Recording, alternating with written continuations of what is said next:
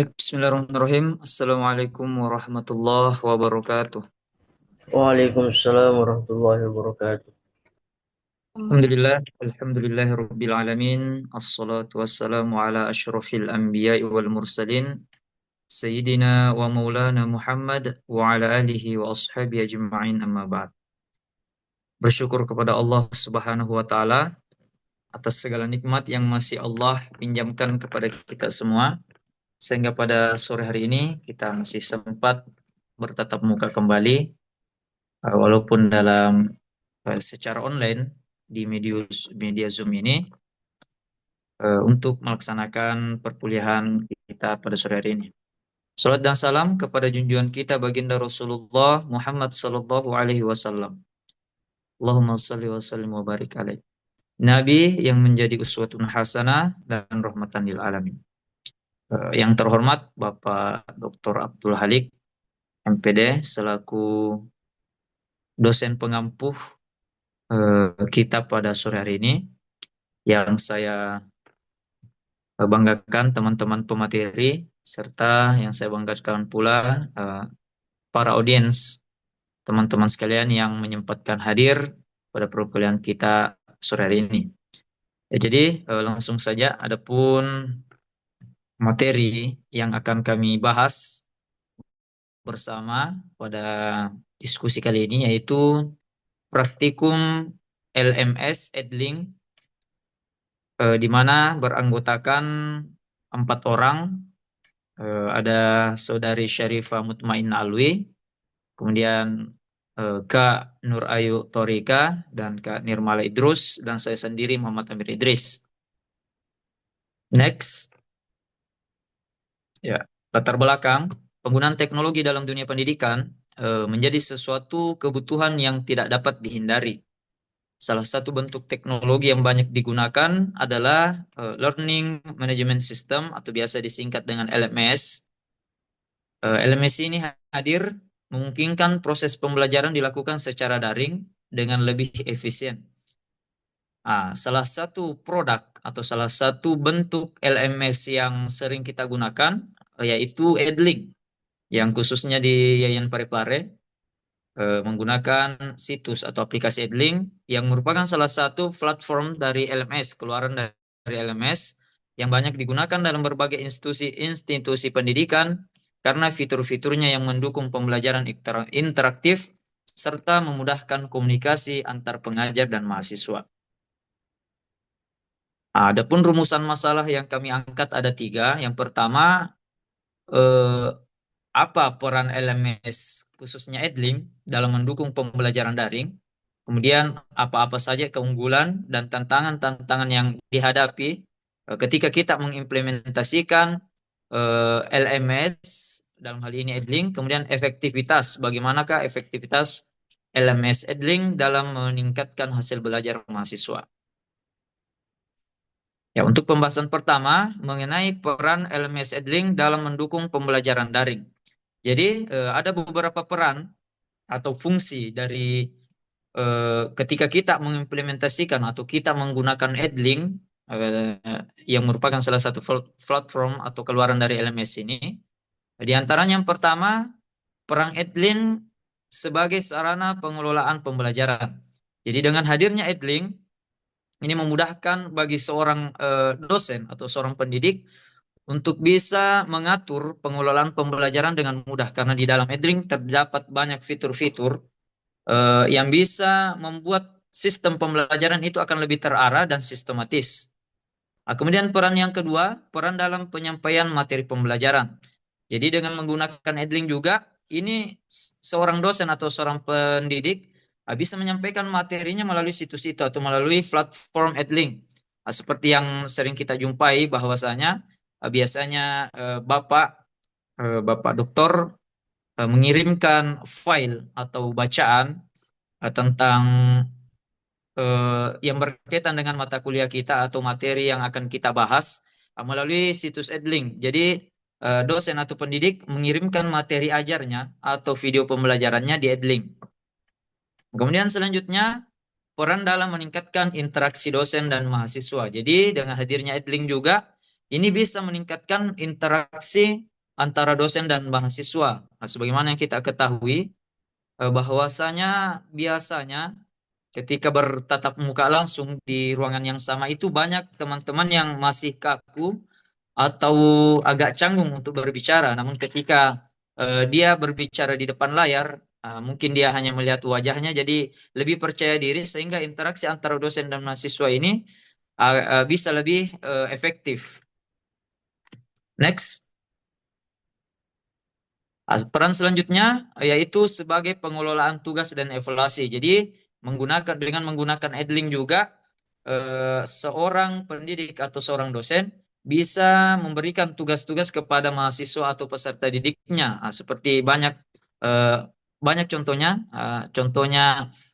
dosen mengetik di Edling bahwasanya tugas mahasiswa itu tolong kerjakan hal demikian dan tolong selesaikan hal demikian. Biasa juga kita mendapatkan evaluasi atau ulangan semester, ulangan harian, soal-soalnya dikirim di Edlink, kemudian kita kerjakan di aplikasi tersebut. Kemudian peran dalam mendukung pembelajaran kolaboratif. Jadi, Edling merupakan salah satu inovasi atau salah satu fitur yang hadir, di mana dalam pelaksanaannya itu mengandung pembelajaran yang kolaboratif. Jadi, antar pembelajaran yang manual, pembelajaran konvensional, eh, seorang pendidik, seorang dosen menjelaskan, kemudian dipadukan dengan pembelajaran modern, yaitu dengan menggunakan teknologi, di mana mungkin soal-soalnya atau materinya bisa diakses oleh peserta didik melalui HP. Namun secara langsung juga pendidik bisa menjelaskan di ruangan tersebut.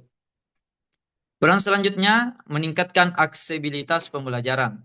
Jadi hadirnya Edling ini juga bisa meningkatkan aksesibilitas pembelajaran. Jadi proses pembelajaran ini memudahkan peserta didik atau mahasiswa untuk bisa mengikuti pembelajaran dengan mudah, dengan bisa mengakses materi di mana saja dan kapan saja. Karena ketika pendidik mengirimkan materi ajarnya di Edlink, itu akan tersimpan nanti materinya. Kemudian peserta didik atau mahasiswa bisa mengakses materi itu kapan saja. Seumpama di pagi hari kebetulan cuaca agak buruk karena hujan, nanti ketika cuacanya sudah membaik, mahasiswa tetap bisa mengakses materi yang telah dikirimkan oleh dosen atau pendidik. Kemudian peran pengarsipan materi dan hasil belajar. Jadi seperti tadi yang saya jelaskan bahwasanya materi yang telah dikirim, video pembelajaran yang telah dikirim oleh dosen akan terarsip sendiri di aplikasi Edlink tersebut atau platform Edlink tersebut, sehingga kita bisa melihat kembali, kita bisa mengecek kembali materi-materi yang telah kita pelajari mungkin semester lalu, atau dosen juga bisa lebih mudah melihat hasil belajar mahasiswa karena langsung tersave atau langsung tersimpan di aplikasi atau platform Edlink tersebut. Untuk pembahasan selanjutnya masih tentang peran LMS khususnya Edlink yang akan dijelaskan oleh saudari Kak Nirmala. Kepadanya saya persilakan dengan hormat. Baik, terima kasih atas kesempatannya. Assalamualaikum warahmatullahi wabarakatuh. Waalaikumsalam. Waalaikumsalam. Yang terhormat Bapak dosen pemangku mata kuliah kita pada sore hari ini, Bapak Dr. Abdul Halik MPDI, serta teman-teman yang saya banggakan. Baik, saya akan melanjutkan pembahasan peran Learning Management System Edlink yang selanjutnya, yaitu peran dalam memfasilitasi pembelajaran mandiri. Nah, dalam Edlink mendorong mahasiswa untuk belajar secara mandiri. Karena adanya akses yang telah diberikan, mahasiswa bisa mengakses file yang telah diberikan dosen atau kelompok-kelompok yang telah mengirimkan filenya ke dalam platform tersebut. Yang selanjutnya yaitu peran dalam pengelolaan ujian dan kuis daring. Seperti yang telah kita lakukan sebelumnya, ketika UAS atau ujian tengah semester, kita bisa mengerjakan ujian dan kuis dalam platform Edlink sendiri. Dan selanjutnya yaitu peran dalam meningkatkan transparansi akademik. ketika kuis telah dilaksanakan atau dikerjakan, otomatis nilai-nilai yang kita peroleh langsung muncul pada platform tersebut. Misalnya, bahkan peringkatnya pun bisa kita lihat sendiri di Edlink. Yang selanjutnya yaitu peran dalam menghubungkan berbagai sumber pembelajaran. Jadi, Edlink bisa menghubungkan Zoom, Google Meet, dan aplikasi lainnya. Slide selanjutnya, yaitu peran dalam memonitor kehadiran dan aktivitas mahasiswa. Seperti yang kita lakukan sekarang, yaitu Zoom, para Bapak Ibu dosen kadang tidak perlu menyebut satu-satu absensinya, karena bisa dalam Edlink bisa otomatis terdeteksi kehadiran atau absennya mahasiswa. Yang selanjutnya itu peran dalam mendukung penelitian pendidikan.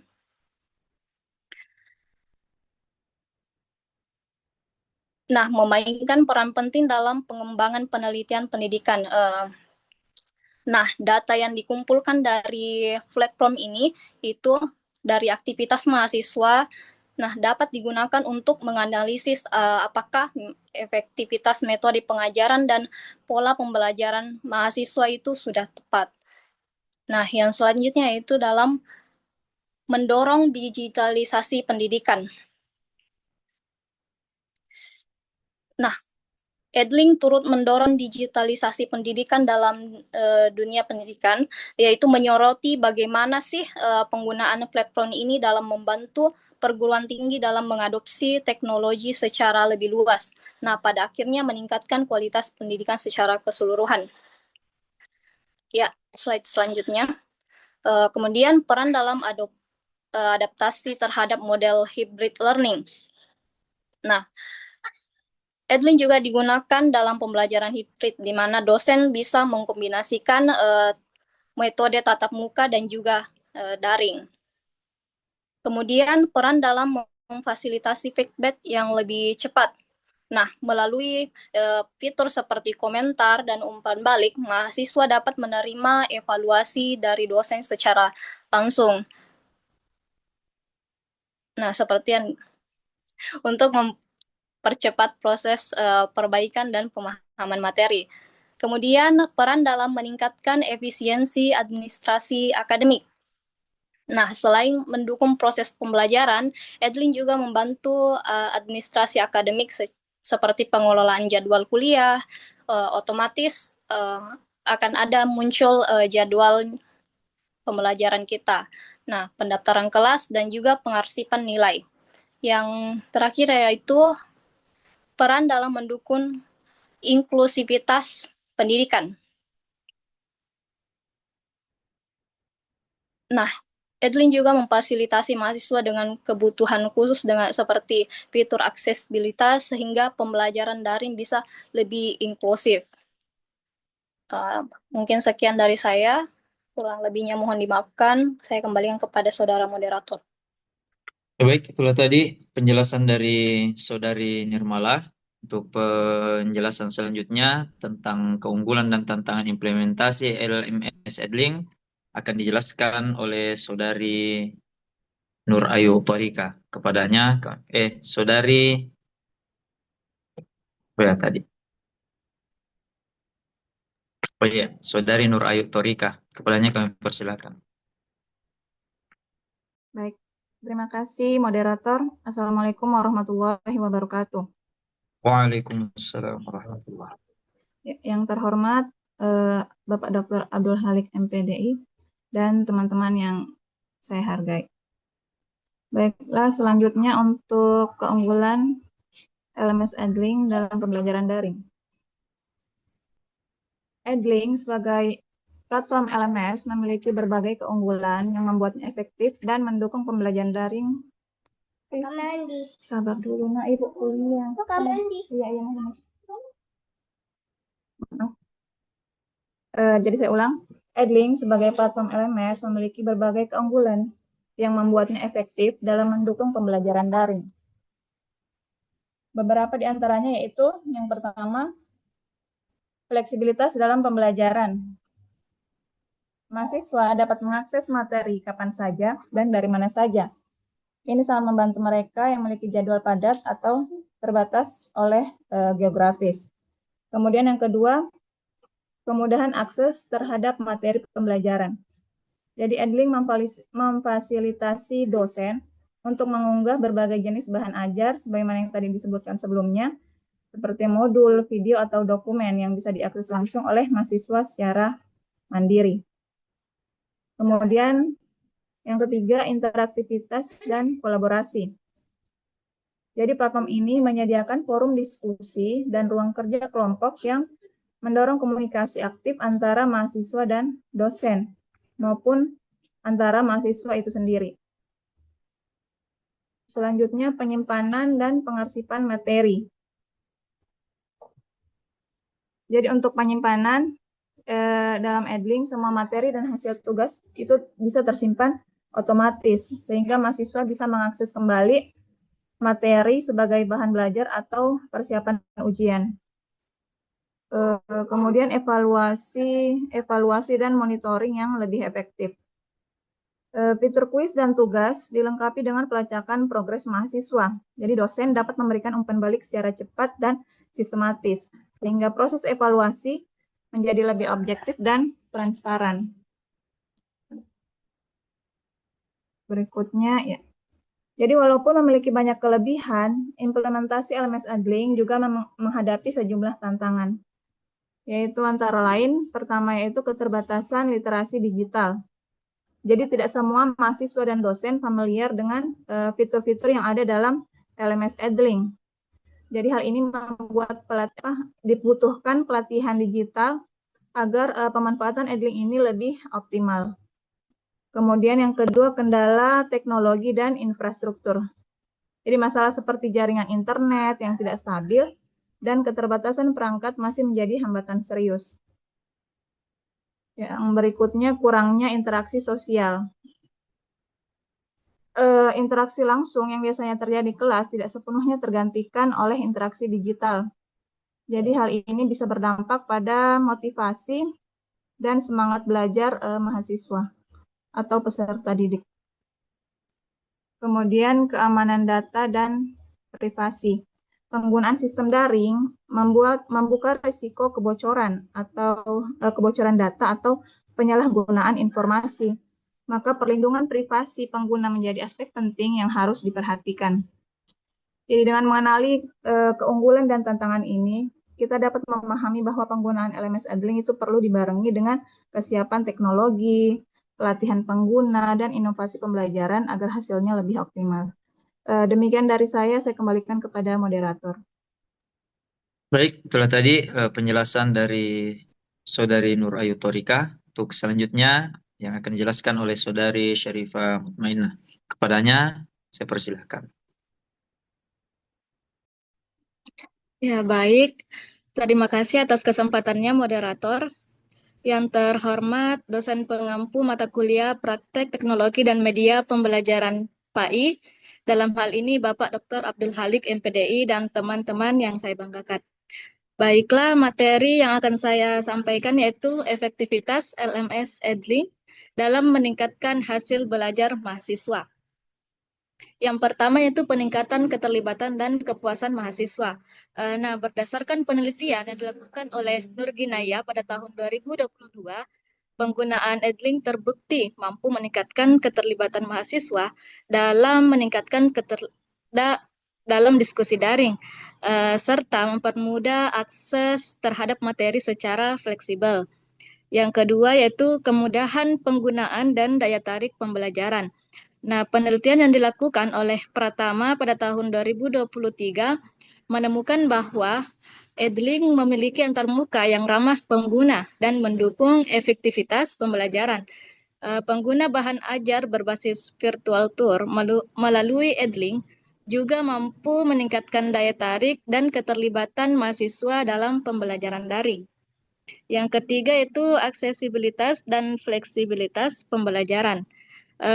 LMS Edling memungkinkan mahasiswa mengakses materi pembelajaran kapanpun dan dimanapun. Nah, fleksibilitas ini memberi mahasiswa kendali lebih besar atas proses belajar mereka, yang dapat berdampak positif pada pemahaman dan hasil akademik. Seperti yang disampaikan oleh Darwanto dan Hasana pada tahun 2021, bahwa hal ini sangat membantu terutama bagi mahasiswa dengan jadwal padat atau keterbatasan mobilitas. Slide selanjutnya. Nah, selanjutnya itu fitur evaluasi dan umpan balik langsung.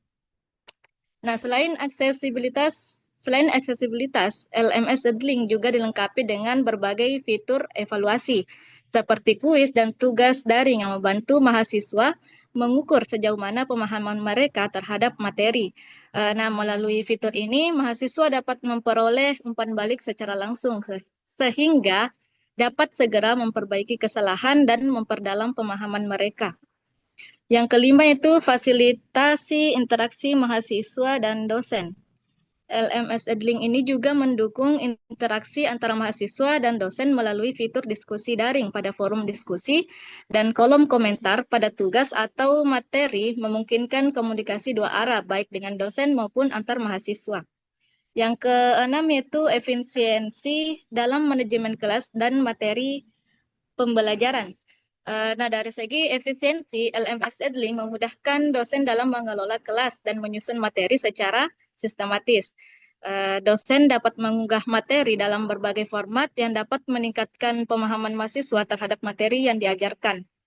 Yang ketujuh yaitu personalisasi pembelajaran. Nah, selain itu, LMS Edling ini juga mendukung personalisasi pembelajaran di mana mahasiswa dapat belajar sesuai dengan kecepatan mereka sendiri, mengulang materi jika diperlukan, dan menyesuaikan strategi belajar yang paling sesuai. Yang terakhir yaitu peningkatan motivasi melalui gamifikasi.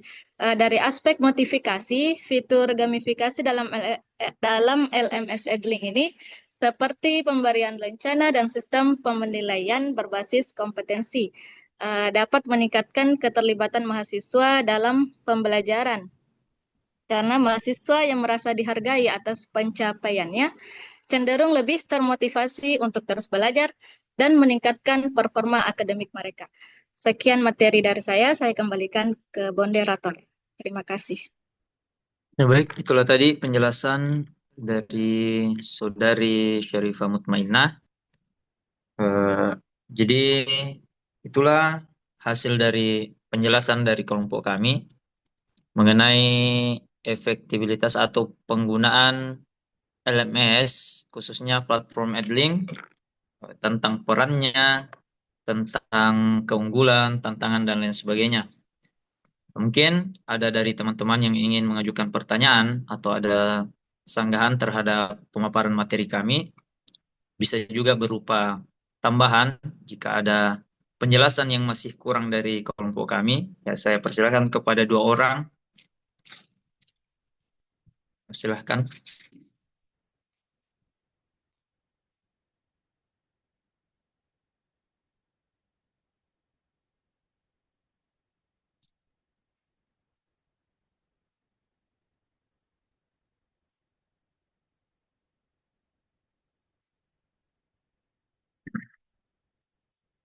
Pada teman-teman yang ingin bersuara, baik berupa tanggapan, kritikan, sanggahan, maupun tambahan, boleh menunjukkan diri.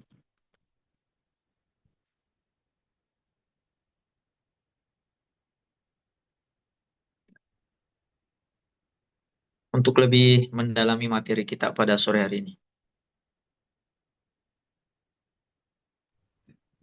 Ya, baik, moderator. Ya baik, kepada saudara Muhammad Yudi. Ya, Afwan. Kepadanya saya persilahkan. Ya, baik. Assalamualaikum warahmatullahi wabarakatuh. Waalaikumsalam warahmatullahi wabarakatuh. Terima kasih atas kesempatan yang diberikan moderator yang kita hormati semua, Bapak Dr. Abdul Halik MPDI dan teman-teman sekalian yang mengikuti proses perkuliahan melalui Zoom pada sore hari ini. Menarik pembahasan yang disampaikan oleh kelompok 4 mengenai tentang LMS Edlink tadi dipaparkan dengan begitu baik.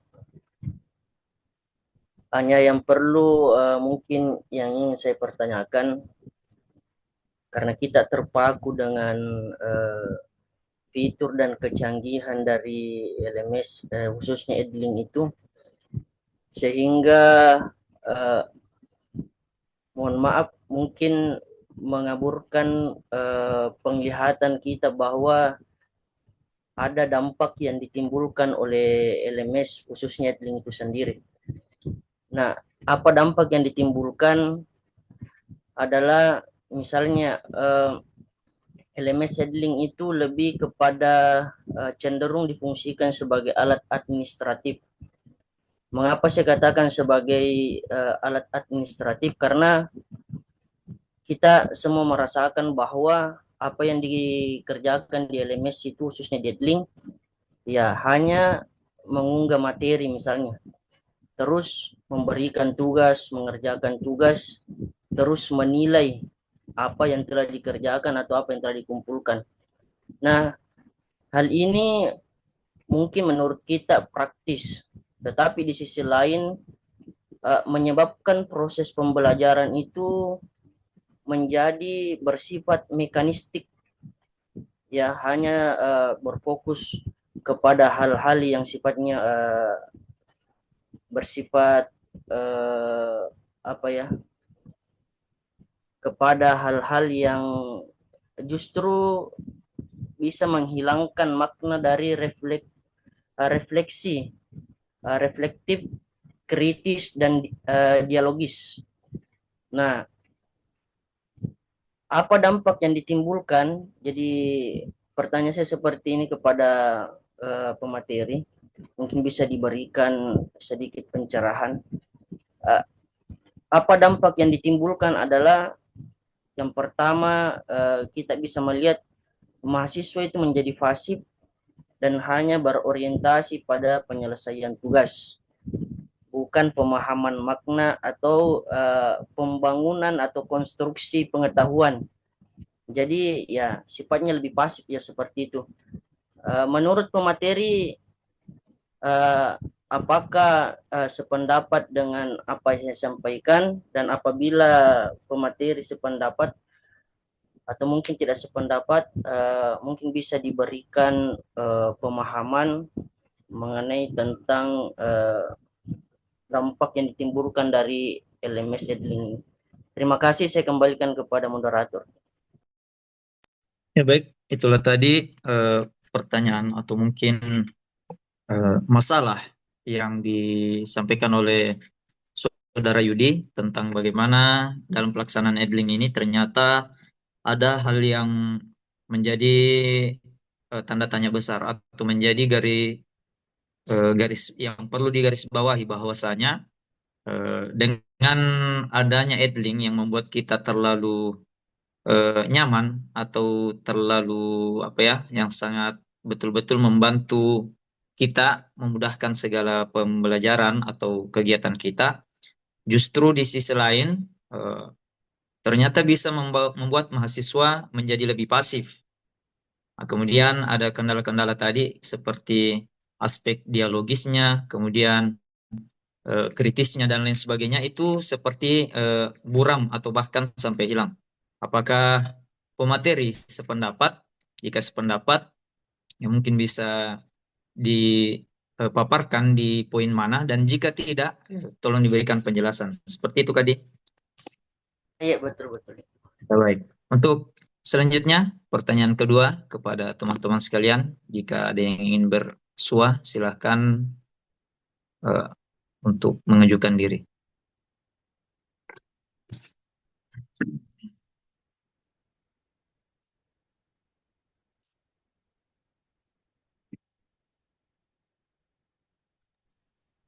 Kenapa? Iya, Surami.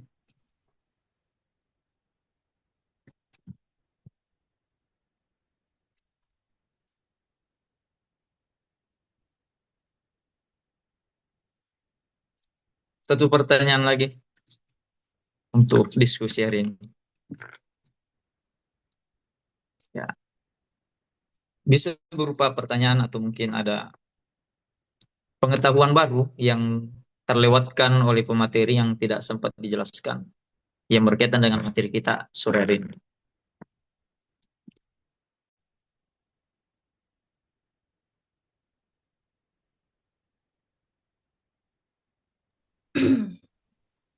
Bisa sedikit Ya, Mas. kepada Saudari Andi Tandri, saya persilahkan. Terima kasih atas kesempatannya. Eh, Mengenai LMS ini, mungkin tidak, mungkin kan medianya peserta didik untuk mengumpulkan tugas, medianya peserta didik dan pendidik itu tersendiri.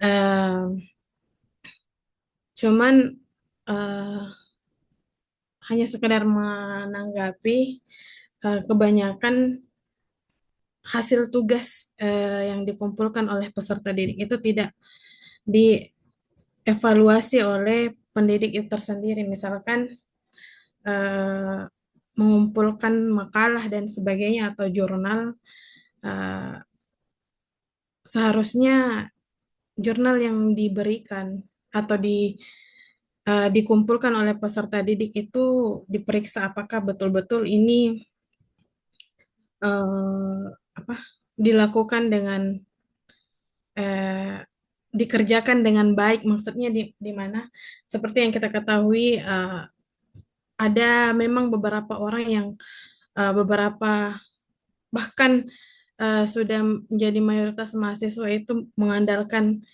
AI untuk mengerjakan tugas, sehingga eh, padahal untuk menjadi mahasiswa itu dalam menulis karya ilmiah itu disitulah sebenarnya prosesnya yang penting.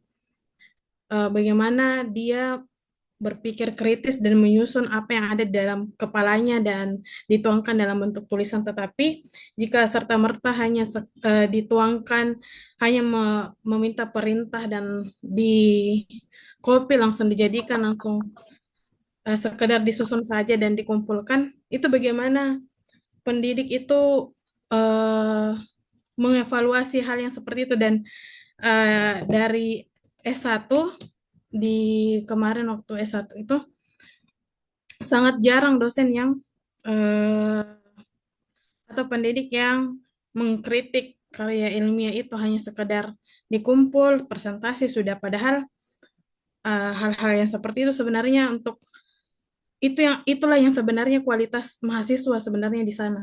Bagaimana dia mampu menyusun, menuangkan dengan baik karya ilmiah yang dia susun itu sendiri. Mungkin itu saya dari saya, hanya sekedar tanggapan, bukan, tapi kalau mau ditanggapi kembali tidak apa-apa, bukan pertanyaannya. Nah, terima kasih. Baik, terima kasih atas tanggapan dari Saudari Andi Tandri ya tentang keresahannya terhadap mungkin beberapa dosen atau pendidik yang tidak betul-betul melihat. Afan dulu sebentar, saya mau jawab. Ada santri saya yang ya mengetuk.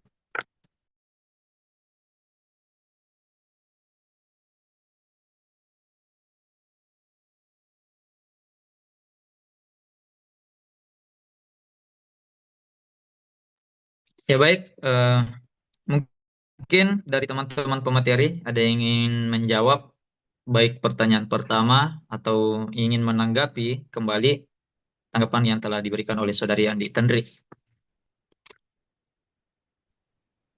Mungkin sedikit moderator.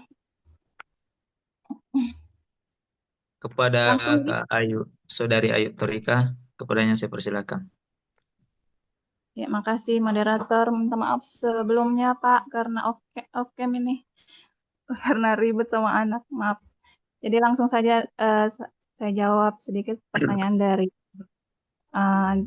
siapa tadi? Yudi, kasih kakak.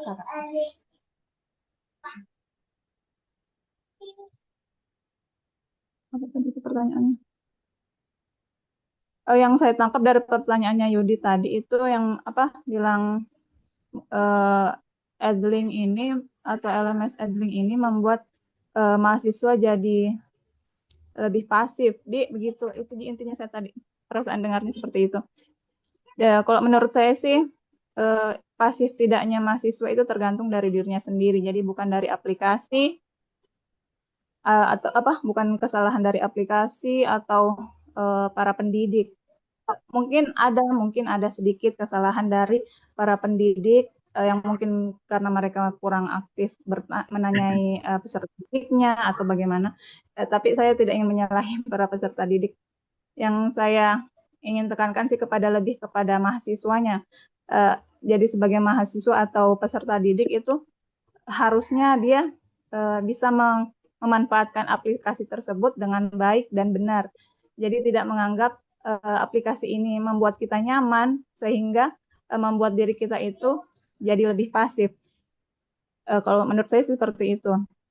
Kalau misalnya dari peserta didiknya mungkin atau misalnya ada yang peserta didik merasakan kekurangan dari pendidiknya sehingga dia menganggap pendidik itu membuat saya jadi lebih pasif. Itu saya membuat seandainya jika ada peserta didik yang merasa saya menjadi pasif karena dosen atau guru saya begini, sehingga saya menjadi lebih pasif. Kalau saya hal itu sih sepertinya tidak benar karena yang membuat diri kita pasif itu ya diri kita sendiri. Jadi bagaimana kita sebagai peserta didik harus lebih aktif atau kritis dalam melakukan proses pembelajaran. Mungkin seperti itu dari saya. Nanti bisa ditambahkan. Makasih moderator. Ya baik, itulah tadi jawaban dari Saudari Nurayu Torika tentang efek dari Edling, penggunaan Edling ini menyebabkan mahasiswa menjadi pasif. Jadi berdasarkan apa yang dijawab oleh Saudari Nurayu, bahwasanya kembali kepada person masing-masing mahasiswa atau peserta didik. Jadi platform apa saja, metode apa saja yang digunakan, pendekatan apa saja yang digunakan oleh pendidik, jika memang mahasiswanya atau peserta didiknya yang tidak berusaha untuk mengupgrade dirinya atau berusaha untuk lebih interaktif dalam proses pembelajarannya, pasti akan pasif juga.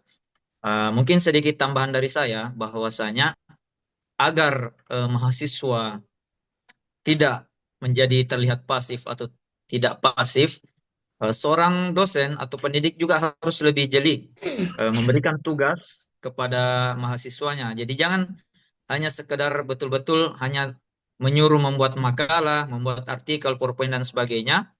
Kan di Edling ini juga kita bisa mengirim link YouTube ya. Jadi seorang dosen bisa menyuruh contohnya materinya atau teorinya tentang strategi pembelajaran supaya mahasiswa bisa terlihat lebih aktif dan perannya lebih tampak nyata. Dosen bisa menyuruh mahasiswa untuk terjun langsung membuat video dirinya yang menggunakan salah satu strategi pembelajaran contohnya. Apakah pembelajaran kolaboratif yang digunakan oleh mahasiswa tersebut, apakah pembelajaran diskusi apa dan sebagainya. Kemudian mahasiswa memvideo proses ketika dia menerapkan strategi pembelajaran itu. Setelah itu diposting di YouTube, kemudian hasilnya nanti linknya dikirim ke Edlink supaya ini kan bisa membuat mahasiswa tidak menjadi pasif. Apa yang dia kerjakan bisa lebih nyata, jadi kinerjanya bisa terlihat lebih nyata. Kemudian ada tadi yang kurang sependapat saya sebenarnya dari Kak Yudi, bahwa menjelaskan bahwa Edling ini membuat sebenarnya tidak dialogis. Ya, padahal yang kita lakukan sekarang ini adalah sedang berdialog.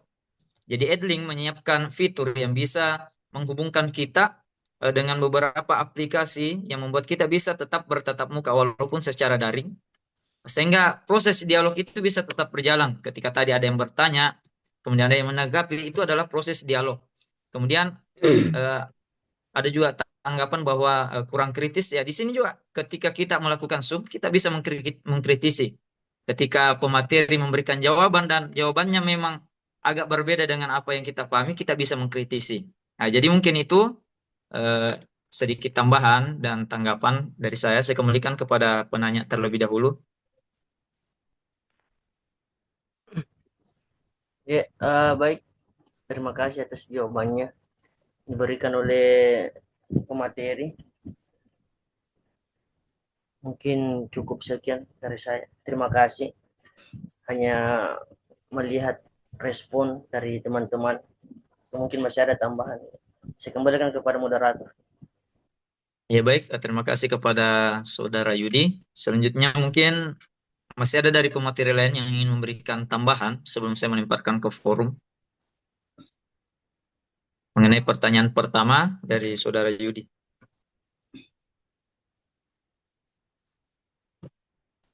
Ya, jika tidak ada, mungkin ada dari teman-teman sekalian yang memiliki pandangan lain atau mungkin ingin menambahkan jawaban dari pemateri tentang pertanyaan pertama.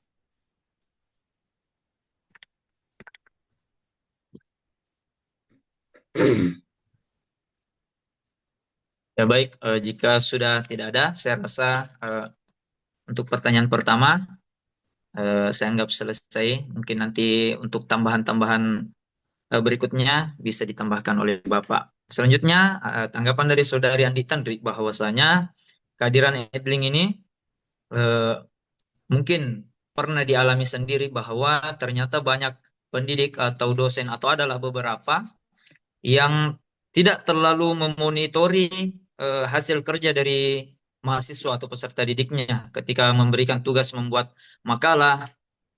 Yang penting ada dikirim oleh mahasiswa itu sudah dianggap tuntas tanpa ditelusuri atau dibaca baik-baik apakah ini berdasarkan hasil pemikiran sendiri atau betul-betul murni hanya hasil dari AI atau teknologi tanpa adanya hasil kerja atau hasil pemikiran sendiri.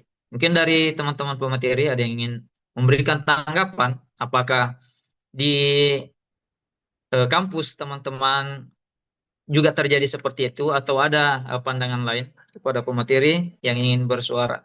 Saya persilakan.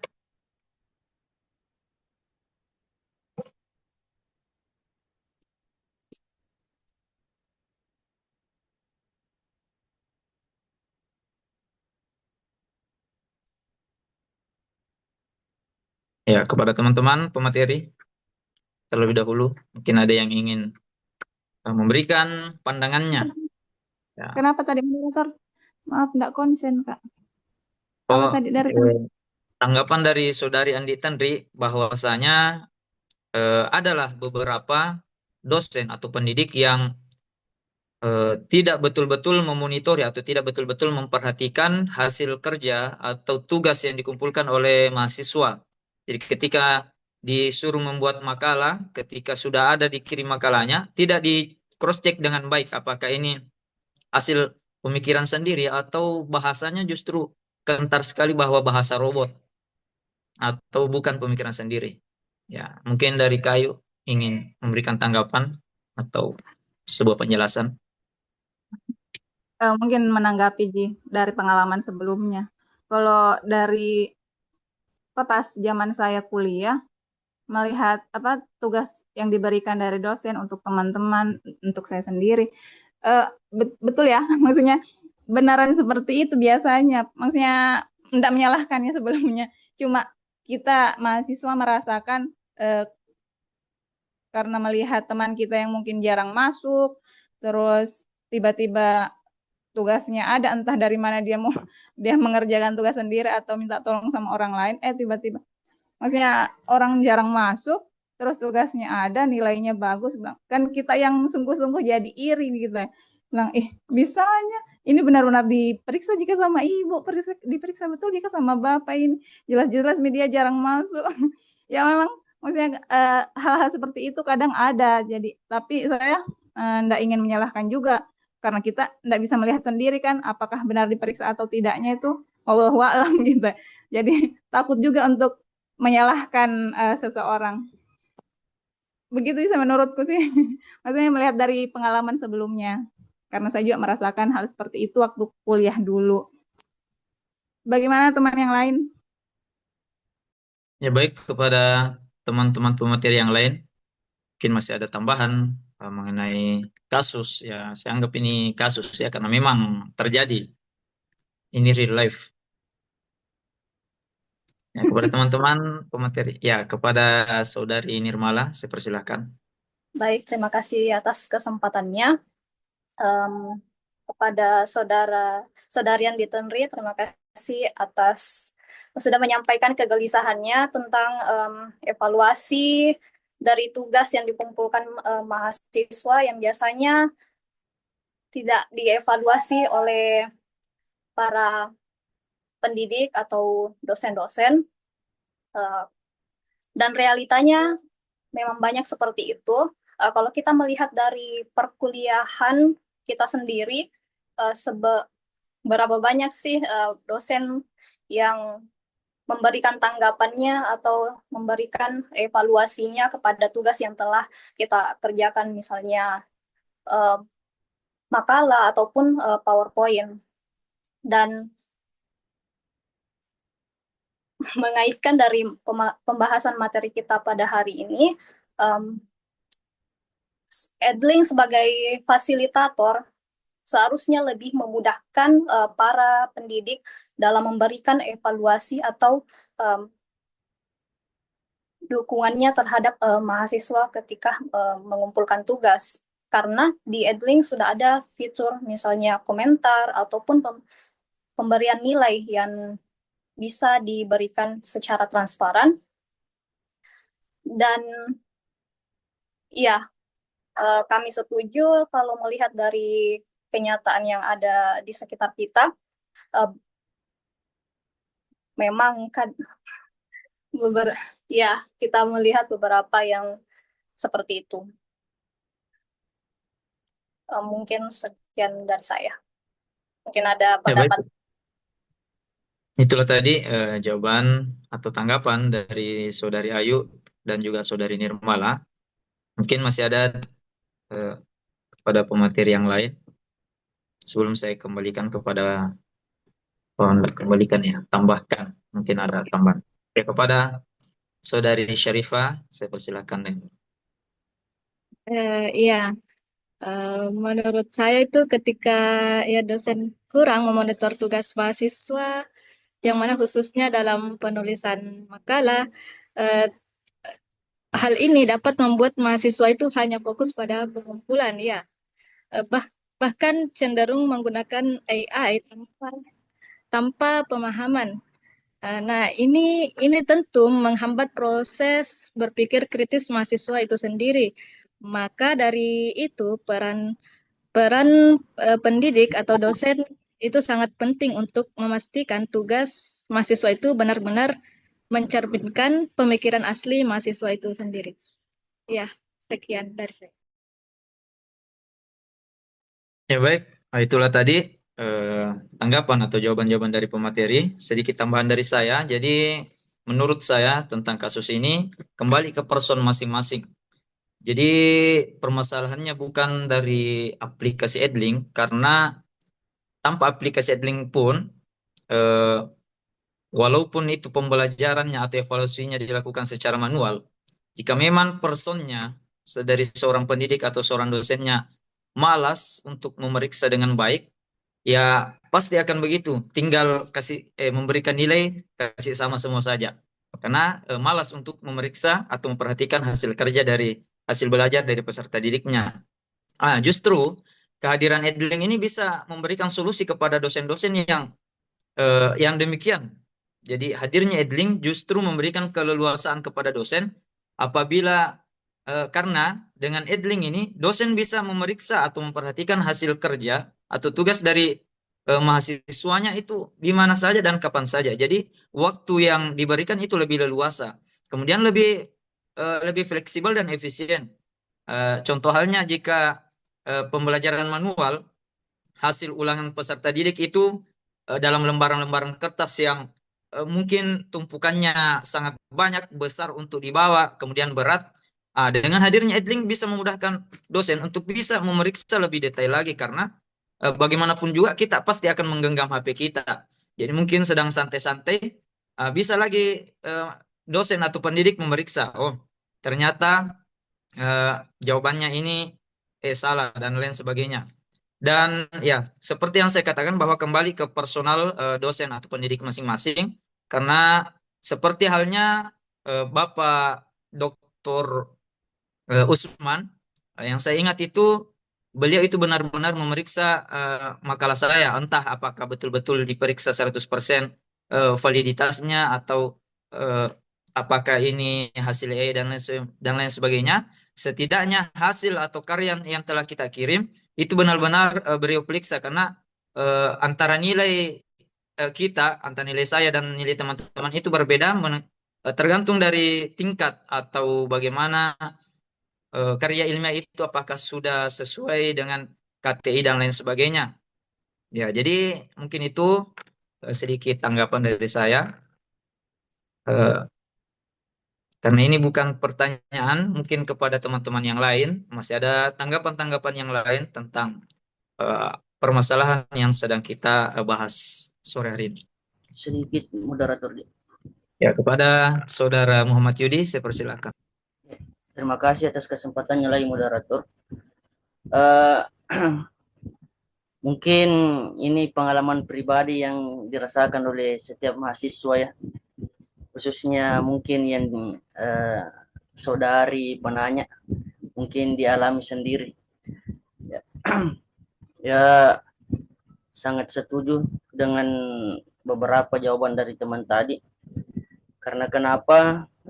Tergantung juga dari pendidik atau dosen, apakah betul-betul bisa memberikan fasilitas kepada mahasiswa atau hanya sekedar pemberian nilai tanpa adanya proses. Kenapa? Ya ini tadi yang kita bahas, dampak yang ditimbulkan tadi ini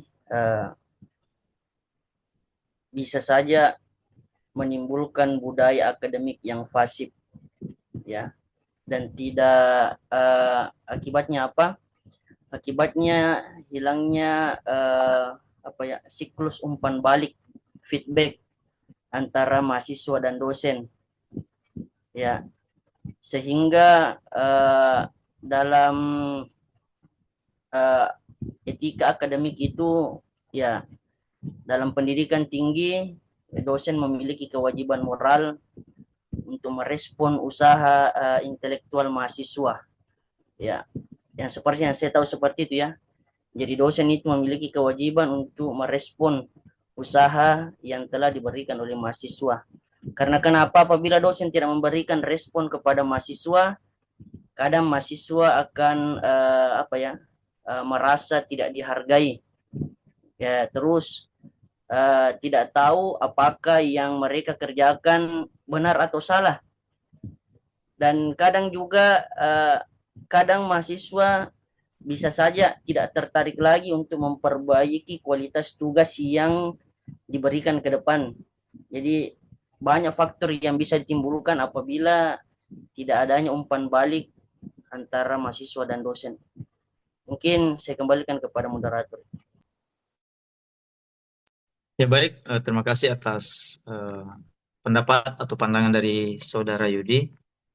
Ya mungkin untuk selanjutnya saya persilakan kepada Bapak untuk memberikan tambahan atau pencerahan tentang materi kita pada sore hari ini. Kepada Bapak, saya persilahkan dengan hormat.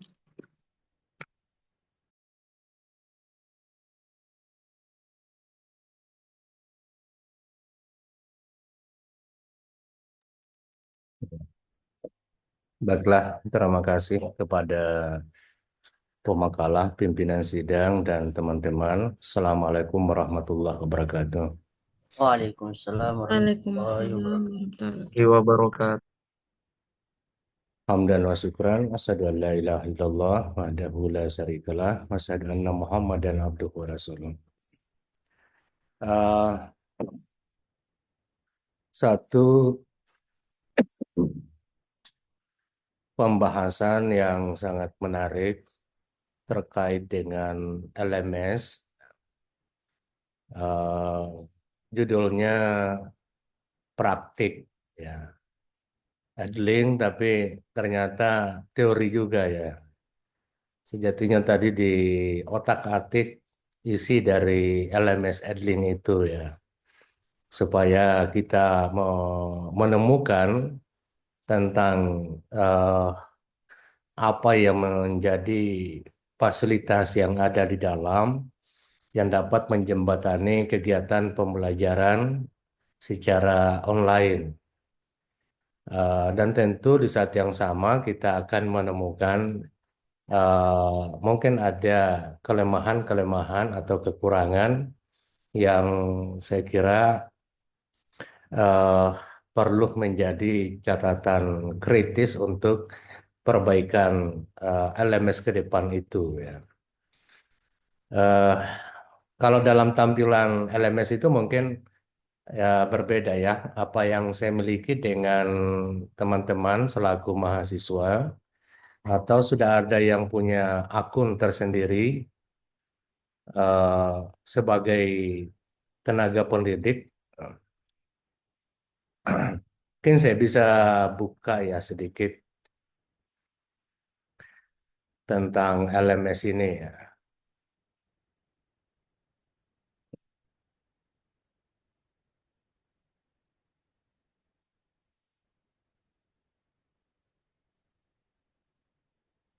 Jadi ini ada dua caranya masuk ya. Bisa melalui dengan SIM akademik, eh, bisa juga langsung ke Adlink. Jadi kalau langsung ke Adlink itu langsung masuk ke website LMS Adlink. Kalau ini SIM akademik ya singgah dulu di Sisponya. Di situ juga ada data tentang akademik, mata kuliah, peserta didik, dan seterusnya. Ada pembagian kelas. Lalu ada pilihannya untuk masuk di Edlink. Yang saya bisa perlihatkan.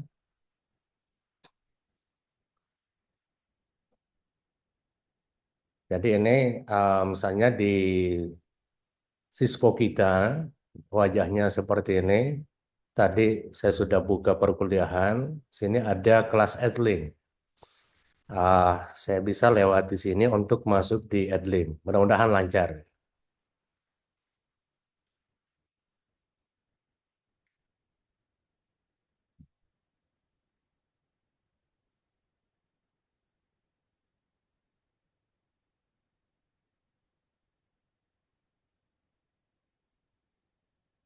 Oke, jadi inilah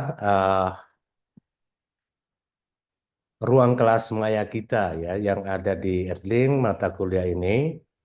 Ini di tampilan di saya ya, mungkin berbeda di tampilan dari Bapak Ibu sekalian selaku mahasiswa. Di sini ada kode kelas, ada dosen pengajar, jumlah peserta, dan ada tahun akademiknya. Nah, biasanya kalau ingin mengirimkan materi yang melalui dengan sini, misalnya ini di pertemuan keberapa, karena ini sudah ada semua sampai pertemuan terakhir karena sudah dijadwalkan di Sepima eh, atau di Sispo tadi sudah didesain jadwalnya sehingga tersedia semua. Kita tinggal memilih bahwa ini pertemuan kesekian. Jadi kalau saya buka misalnya pertemuan ke-6 hari ini, sini eh, misalnya praktik Adlin.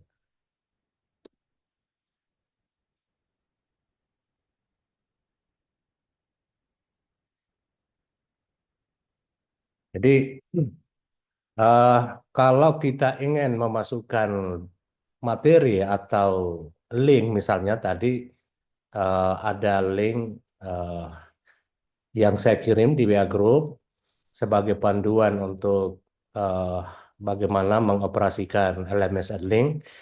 Ini kita bisa tambah ya, tambah berkas di sini. Jadi kita bisa masukkan di sini tambah berkas kalau ada yang kita ingin masukkan.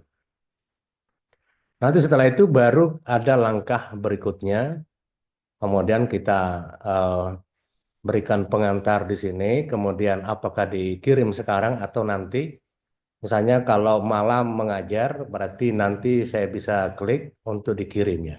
Jadi nanti disesuaikan jam keberapa saya masuk mengajar nanti malam.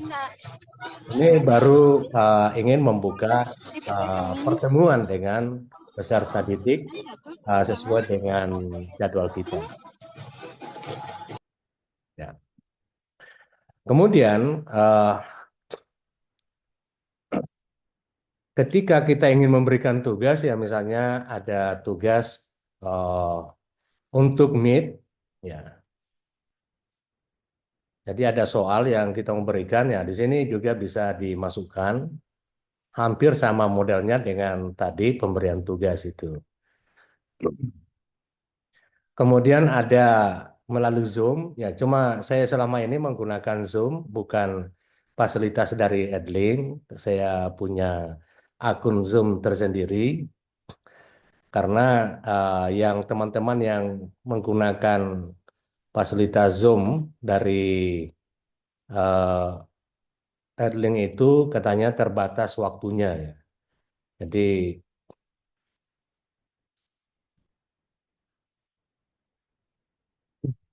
di sini bisa kita klik apakah pakai Zoom atau Google Meet. Ya, kalau Zoom kata teman kadang hanya 40 menit yang free.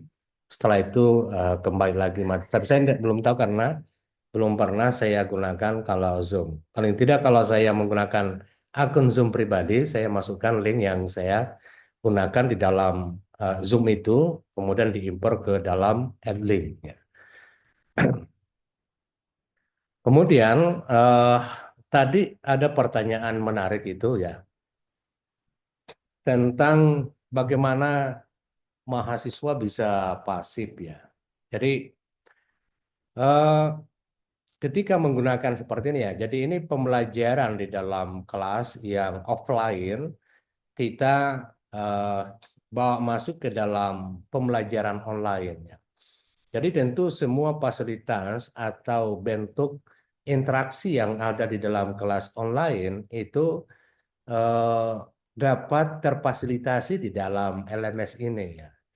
Jadi tentu di sini ya kita perlu perhatikan hal-hal apa yang membuat anak-anak itu atau mahasiswa itu tidak pasif ya di dalam kegiatan pembelajaran.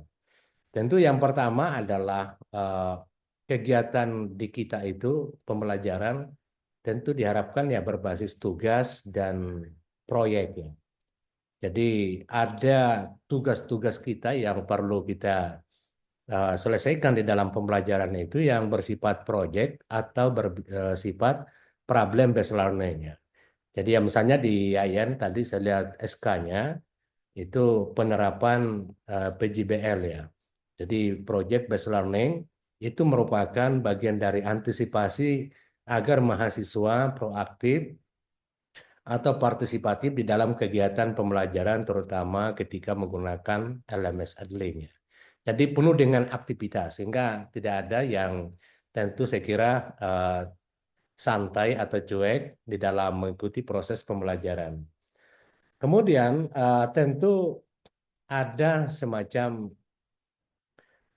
menuntut mereka untuk berpartisipasi ya, yakni berdiskusi dan tentu di sini yang sangat penting adalah semua kegiatan atau aktivitas peserta didik atau mahasiswa itu di dalam melalui dengan LMS itu terekam dengan baik ya.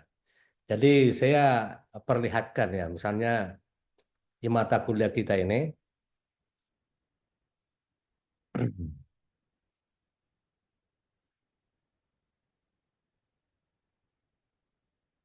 ada di laporan ya. Jadi yang benar-benar kita menggunakan ya Adlink selama dalam pertemuan ini adalah di pertemuan yang kedua itu ya. Jadi saya bisa mengontrol ya siapa mahasiswa ya ini mohon maaf ya yang di pertemuan kedua itu yang punya partisipasi yang baik, siapa yang kurang gitu ya. Jadi ini ada kelihatannya. Ini yang selalu melihat ya isinya materi itu, kemudian ada yang mendownload ya. Jadi ini ada yang komen, ada yang ini dalam bentuk video ya. Jadi ini kadang kita dijadikan sebagai referensi ya, untuk memberikan penilaian kepada mahasiswa. Apalagi kalau misalnya dulu itu ketika menggunakan Erlang itu sifatnya chat live, jadi tidak ada diskusi secara langsung melalui dengan telekonferensi, tapi melalui dengan chat live. Jadi di sini ya kadang sampai 50 dalam setiap pertemuan itu ya mahasiswa 50 kali aktif di dalam memonitoring diskusi itu ya. Ada juga yang sama sekali hanya 2, 3 dan itu bisa dinilai sebagai bagian dari partisipasi mahasiswa. Jadi ketika mahasiswa tahu, maka dia akan terus mengontrol ya kegiatan atau aktivitas di dalam forum diskusi di Erlang itu ya. Misalnya forum diskusi yang ada di sini ya. Jadi ini tampilannya ya. Jadi ini merupakan tempat diskusi. Biasanya ya kalau tidak menggunakan telekonferensi, tapi kita menggunakan chat live, maka di sini penuh dengan diskusi kita ya. Itu yang biasa dilakukan dalam konteks pembelajaran secara sinkronos, tapi melalui dengan chat live. Jadi ini merupakan fasilitas yang ada di Erlang ya. Nah, tadi disinggung ya, kenapa misalnya dosen tidak membaca atau memberikan feedback atas tugas dari mahasiswa ya. Ya betul itu ya. Saya sendiri kayaknya belum pernah ya memberikan catatan kritis apa itu UTS-nya mahasiswa atau UAS-nya, apalagi tugasnya. Kalau tugasnya itu D1 ya, tugasnya itu rata-rata saya punya feeling bahwa ini kebanyakan adalah apa namanya hasil modifikasi ya, bukan karya yang bersifat original. Jadi tadi disebutkan atau disinggung tentang produk dari AI itu sendiri ya oke. Namun demikian ya perlu diperhatikan ya ada beberapa kriteria mata kuliah yang saya kira membutuhkan pengawasan yang melekat, yang perlu ada catatan koreksi atau perbaikan dari dosennya. Misalnya kalau pelajaran yang terkait dengan masalah humaniora dan juga pelajaran-pelajaran yang bersifat eksak ya. Tapi kebetulan di mata kuliah saya kalau D1 itu kebanyakan adalah bersifat pemikiran kritis ya, karena saya mengajarkan ya filsafat ilmu, filsafat pendidikan ya. Jadi apapun sudut pandang mahasiswa itu ya saya terima itu. Persoalan benar atau salah itu itulah sudut pandangnya mahasiswa di dalam menggunakan kacamata filsafat itu ya. Jadi apakah saya ingin memberikan klaim bahwa itu pemikiran yang salah atau keliru ya itu butuh perdebatan lagi ya. Jadi itu tergantung juga mahasiswanya. Tapi kalau misalnya pelajaran bahasa Arab ya, ada nahwu Arab, ternyata mahasiswa salah di dalam kaidah-kaidahnya, ya saya kira tentu perlu ada koreksi ya, perbaikan secara langsung ya. Atau pelajaran di eksak, matematika, ada kesalahan penggunaan rumus, statistik dan seterusnya, itu membutuhkan perbaikan secara langsung ya.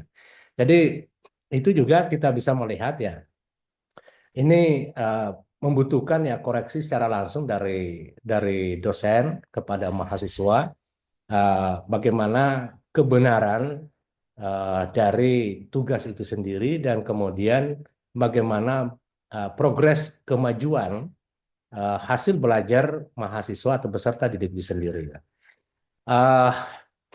Pada sisi lain ya, saya sudah lama mencari ya di fasilitas yang kita miliki ini tentang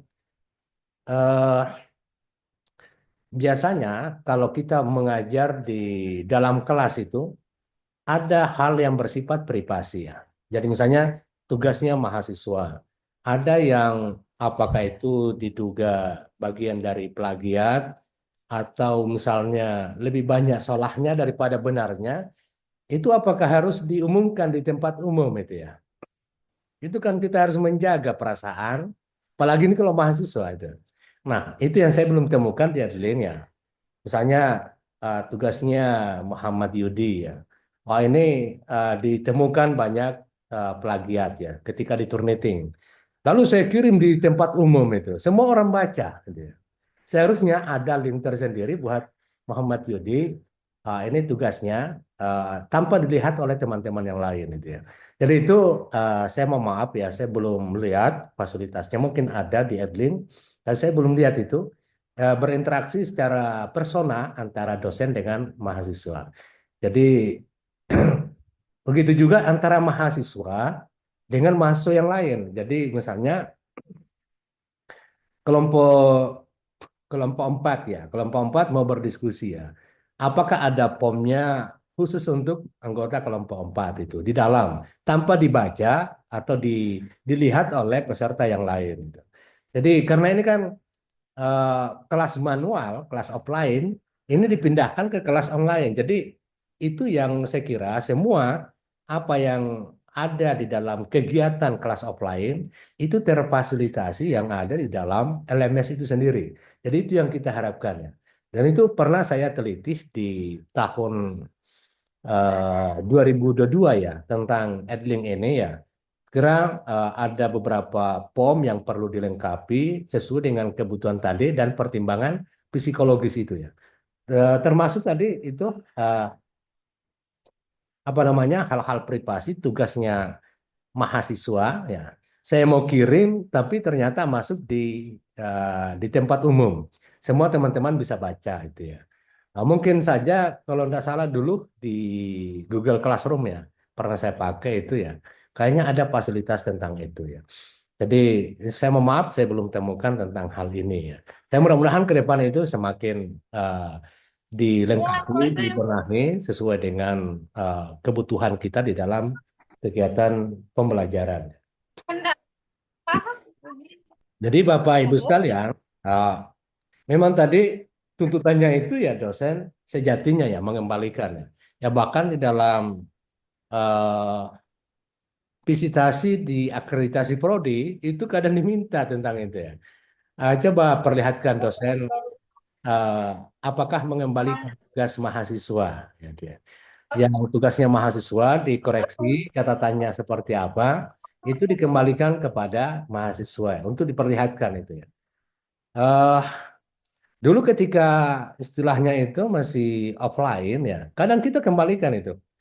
Jadi kita kembalikan secara langsung itu. Oh ini tugasnya, ah, misalnya kalau statistik ya ini hanya kalau dari 4 soal ya hanya 3 yang benar, satu yang salah atau keliru, kurang tepat itu ya. Itu langsung dikembalikan gitu ya. Nah sekarang ini kalau kita mau kembalikan ya itu tadi mungkin ada dosen pertimbangan psikologi tadi ya.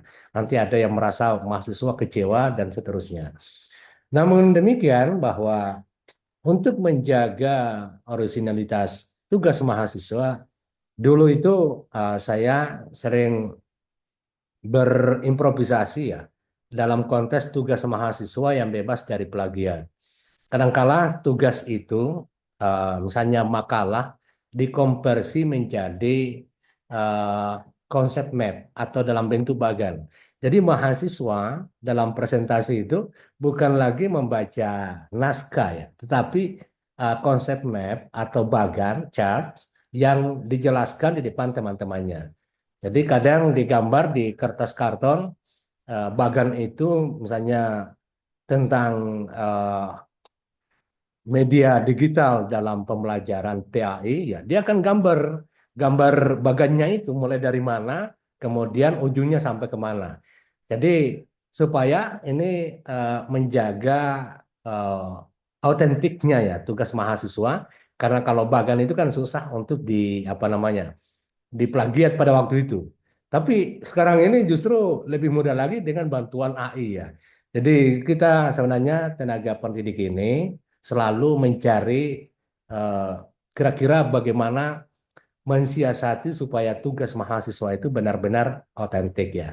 Sehingga ya muncullah kebijakan itu bahwa kita harus eh, mengintegrasikan ya pembelajaran yang berbasis teoretik dengan pembelajaran yang berbasis praktik ya.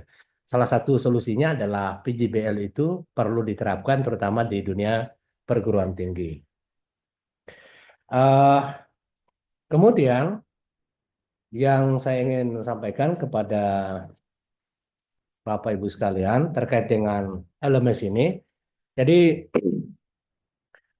eh, LMS ini terutama di Edling ya sudah mungkin lebih dari 10 tahun ya. Eh, saya lupa ya kapan mulai Edling bagian dari LMS yang ada di kampus kita. Tapi yang jelas ini sangat membantu buat kita karena semuanya bersifat paperless ya. Jadi tadinya bersifat hard copy ya, buku atau bahan ajar yang kita bawa kemana-mana akhirnya bisa tersimpan di dalam LMS Edling itu sendiri ya. Jadi bahkan ya kalau kita memiliki akun tersendiri misalnya akun YouTube atau media sosial kita simpan semua file-file kita, software atau bahan ajar kita di tempat itu, maka kita bisa linkkan melalui dengan apa namanya alamat link itu sendiri disimpan di dalam LMS. Jadi saya tidak tahu tentang tampilan Bapak Ibu sebagai mahasiswa. Yang jelas inilah tampilan yang saya miliki terkait dengan Adlink ya.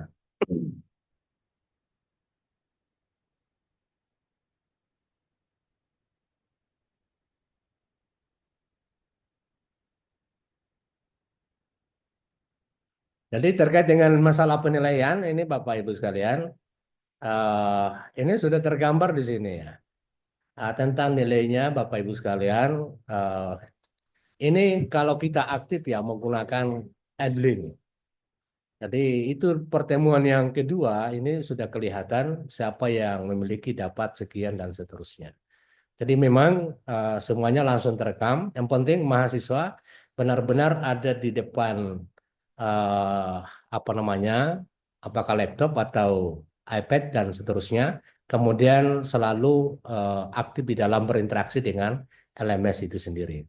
Dan yang terakhir, kalau terkait dengan masalah eh, apa namanya LMS ini yang paling sangat penting ya untuk memberikan masukan kepada dosen ya, yakni melalui dengan survei ya.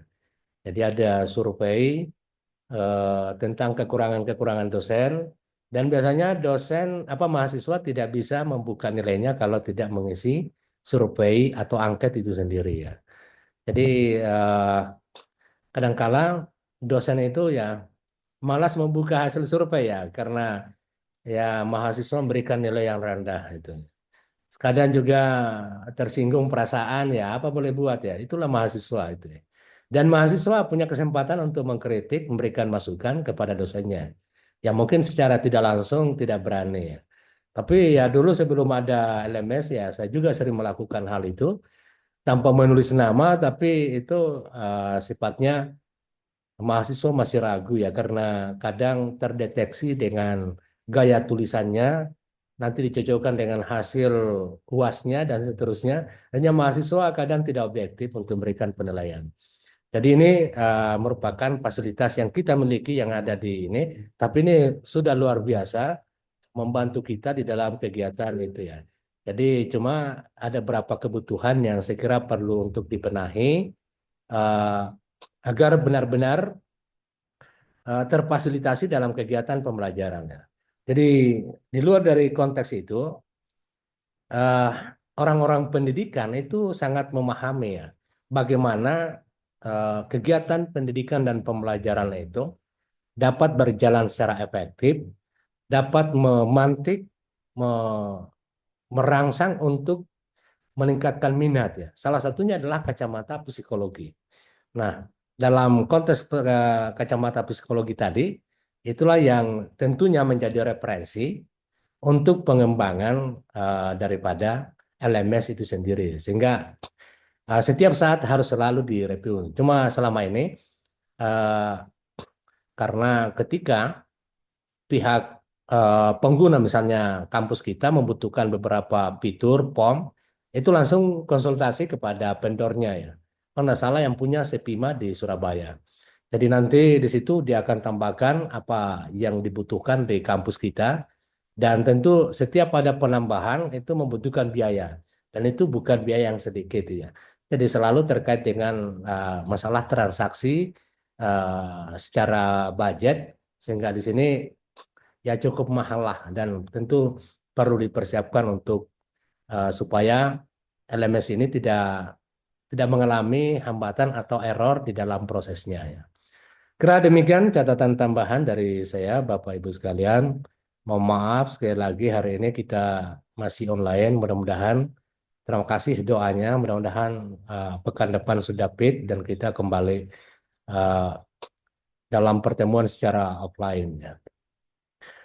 Terima kasih Bapak Ibu atas partisipasinya hari ini dan insya Allah segala ikhtiar kita bagian dari ibadah di sisi Allah Subhanahu Wa Taala. Dan tentu